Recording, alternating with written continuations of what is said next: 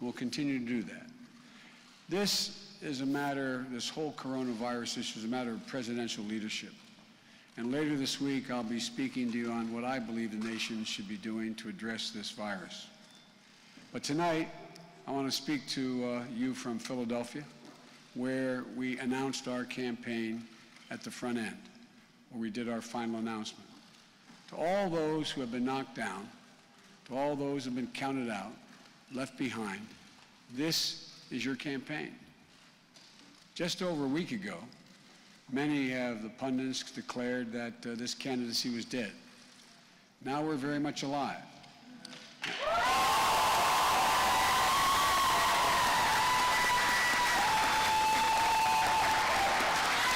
And although there's a way to go, it looks like we're going to have another good night. With victories in Mississippi, Missouri, Michigan, and we're waiting to hear from North Dakota, Idaho, and Washington State. As I said from the beginning, this election is the one that has character on the ballot. The character of the candidates, the character of the nation is on the ballot. It's more than a comeback, in my view, our campaign. It's a comeback for the soul of this nation. This campaign is taking off, and I believe we're going to do well from this point on. Take nothing for granted. Want to earn every single vote in every single state. But if you're willing, if you want to join us, go to joebiden.com. Sign up, volunteer, and contribute if you can. We need you, we want you, and there's a place in our campaign for each of you. And I want to thank Bernie Sanders and his supporters for their tireless energy and their passion. We share a common goal, and together we'll defeat Donald Trump. We'll defeat him together. We're going to bring this nation together. We're regenerating a Democratic base, the Democratic Party, the African American community, high school educated folks like the ones I grew up with in Claymont, not far from here.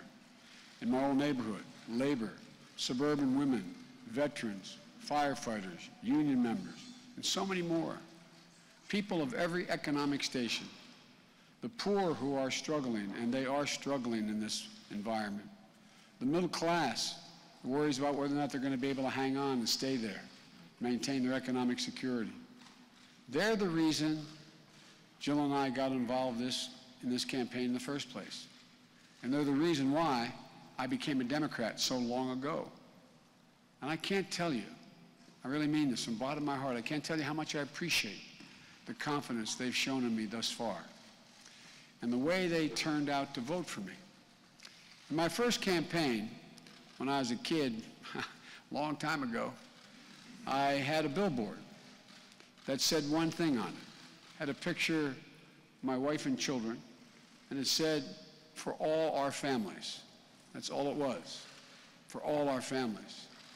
That included Democratic families, families of independent voters, Republican families, everyone of every stripe, for all our families. And look, that's what we were able to accomplish in South Carolina. That's what we did on Super Tuesday. And it appears, although it's a little premature, it appears that's what we're able to do tonight.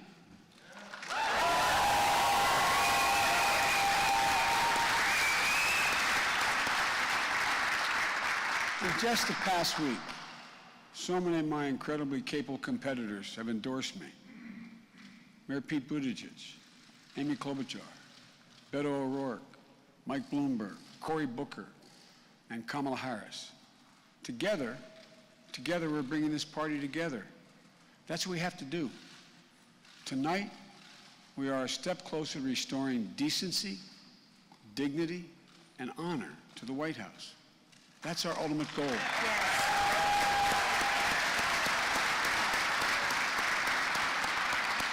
And at this moment, when there's so much fear in the country, and there's so much fear across the world, we need American leadership. We need presidential leadership that's honest, trusted, truthful, and steady. reassuring leadership.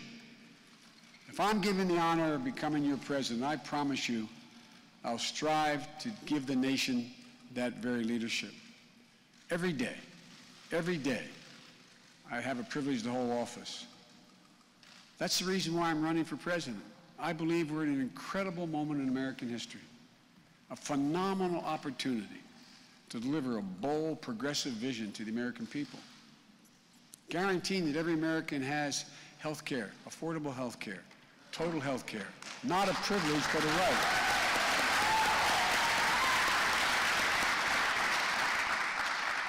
Building on Obamacare, providing every child access to good education regardless of their zip code, to deal with the moral depravity of our children who have to learn as they go to school, little children, to duck and cover, zigzag down a hallway because they fear someone with a semi-automatic weapon may be coming in. We have to stand up to the gun manufacturers and to the NRA, and I will do it. We have to rebuild the middle class. We have to rebuild the middle class, and this time bring everybody along. Everybody along.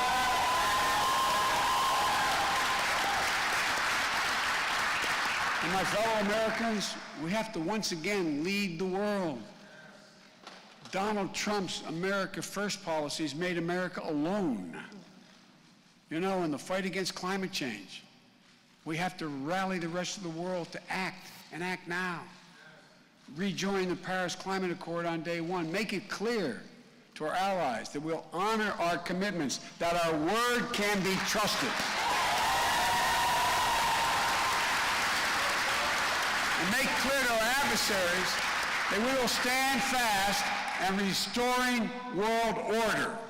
That's the American responsibility. Tonight, I'm speaking to you from the National Constitution Center, not far from where two of the most important documents in all of history were written. The Declaration of Independence. We hold these truths to be self-evident. Those words became the American creed, known around the world. The U.S. Constitution, we the people. These words literally changed the world. We've never fully lived up to the promise of either of those documents, but we've never, ever before walked away from them. And they're a reminder of what's at stake in this election. Our very democracy is at stake in this election. As I said from the moment I announced not far from here that I believe we're in the battle for the soul of this nation. With Donald Trump as president, our core values, our standing in the world, our very democracy, everything that has made America, America, is truly at stake. I believe this nation can overcome 4 years of Donald Trump, but given 4 more years, he'll forever and fundamentally change the very character of this nation. We can't let that happen. But winning means uniting America, not sowing more division and anger. It means having a president who not only knows how to fight, but knows how to heal. It means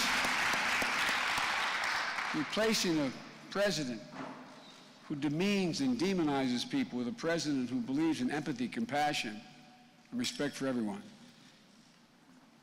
It is my hope that the days of divisiveness will soon be over. We're a decent, brave, resilient people. We are better than this moment we're in. And we just need to remember who we are. This is the United States of America. There's not a single thing we cannot do if we do it together. We're on close to the eve of St. Patrick's Day. I'm thought of a quote that some of you heard me quote many times. A fellow that I admired very much who passed away not long ago, a poet named Seamus Heaney. He wrote a poem called The Cure of Troy. And here's what he said in one stanza. He said, "History teaches us not to hope on this side of the grave, but then, once in a lifetime, that longed-for tidal wave of justice rises up, and hope and history rhymes. I truly believe it's within our power, for the first time in a long time because of what's happened in the past 3 years, the power to make hope and history rhyme. That's what we're going to do. God bless you all, and may God protect you.